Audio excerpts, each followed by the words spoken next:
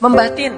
Bayangin, pernah nggak teman-teman membatin ke Allah? Ini yang harus kita coba lakukan. Belajar membatin kepada Allah. Itu romantis banget. Jadi duduk sendiri, Allah, ngomong gitu dalam hati. Dan yakinlah ini qarib, Allah tuh dengerin. Jangan pikir saya kayak ngomong sendiri, kayak orang kurang waras. Enggak, Allah itu mendengar. Jadi kita batin aja sama Allah, ngomong dalam hati. Ya Allah, saya tuh lagi gini, ada masalah. Ngomong dalam hati kita. Please Allah, please gitu ya. Nah, itu kalau kita membatin, inni qaribun wa asirru qaulakum aw ijharu bih innahu alimun bidzatis. Pengen nggak begitu berdoa langsung Allah menunjukkan keajaiban? Kita pengen aja nggak berani ya, karena kita nggak percaya bisa. Kita mau mengatakan pengen, itu aja kita nggak berani karena menganggap itu nggak realistis.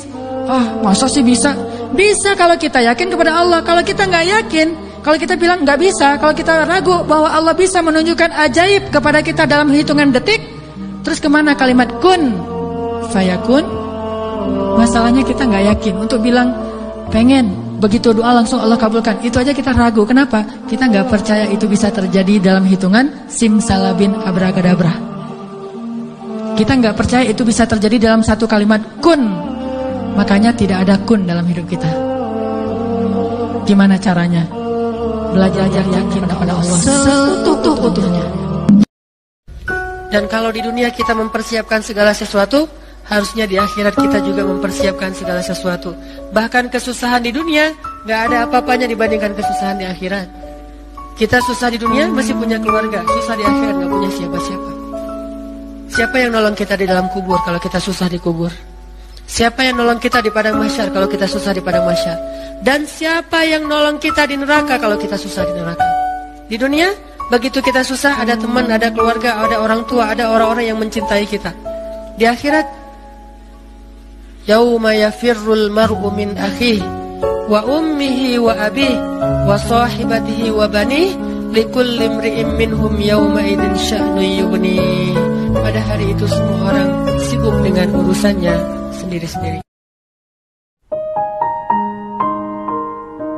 Bagaimana ikhlas itu bisa merubah sesuatu yang sedang kita alami, baik itu musibah ataupun itu anugerah.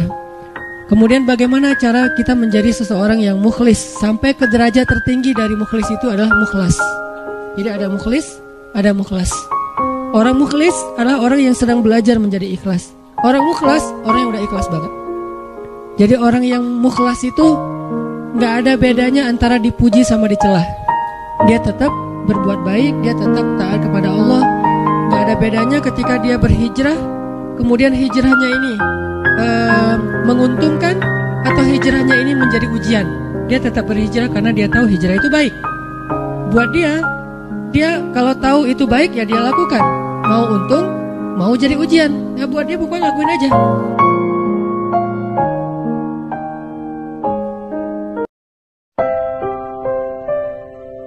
Apa yang hari ini kita anggap sesuatu yang kayak kekalahan, suatu musibah, satu kesulitan, suatu hari nanti ketika kita paham, kita akan mengatakan itu nikmat.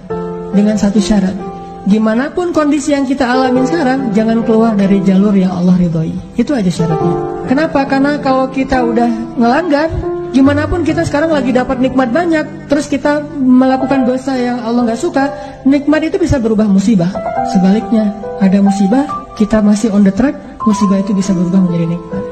Syarat yang Allah minta dari kita cuma satu itu, jangan melanggar, jangan bikin dosa, jangan ngecewain Allah Subhanahu wa Ta'ala. Itu doang. Udah gitu bertahan aja, Allah kasih kejutan-kejutan yang sangat banyak dalam hidup kita.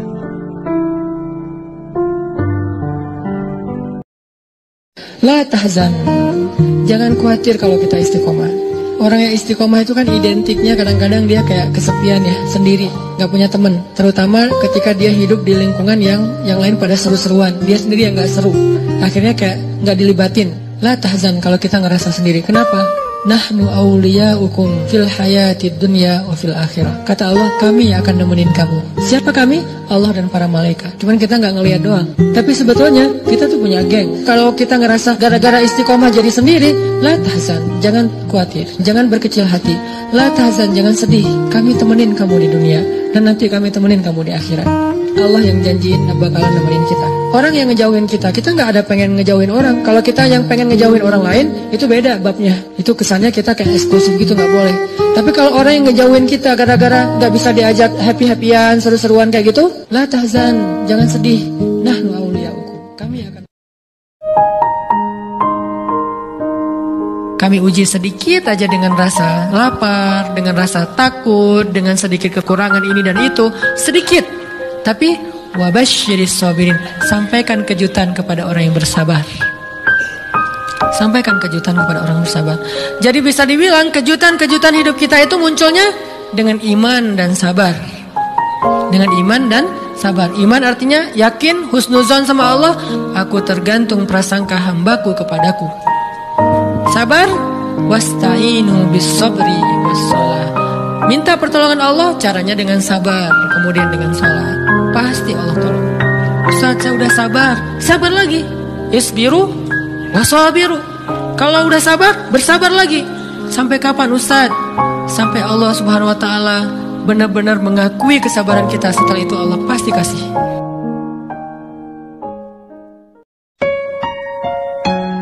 Coba, kita pernah nggak mengkhianati Allah Subhanahu wa taala?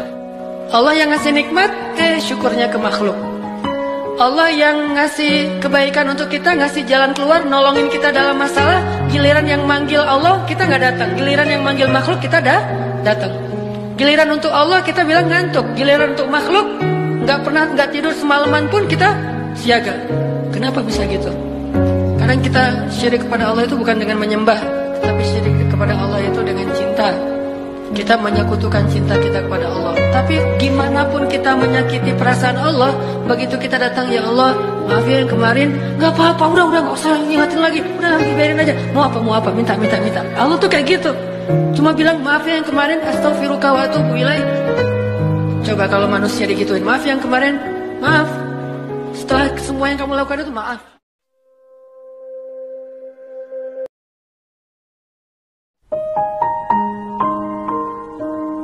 Ayah kita diam ketika dimarahi oleh kita, dan dia tidak pernah mengatakan, dulu kamu pernah seperti ini tapi saya sabar. Dulu saya habis-habisan berkorban untuk kamu, saya korbankan semuanya, saya siang malam mencari nafkah untuk kamu. Ayah kita tidak pernah mengatakan itu di hadapan kita. Dia tetap sabar, apalagi ibu kita. Apakah dia mengandung kita 9 bulan hanya untuk ketika kita lahir lalu membentaknya?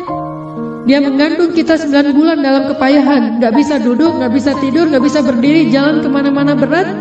Apakah hanya untuk melahirkan seorang anak yang congkak, sombong, yang kemudian membentak ibunya hanya karena kesalahan kecil yang dilakukan ibunya?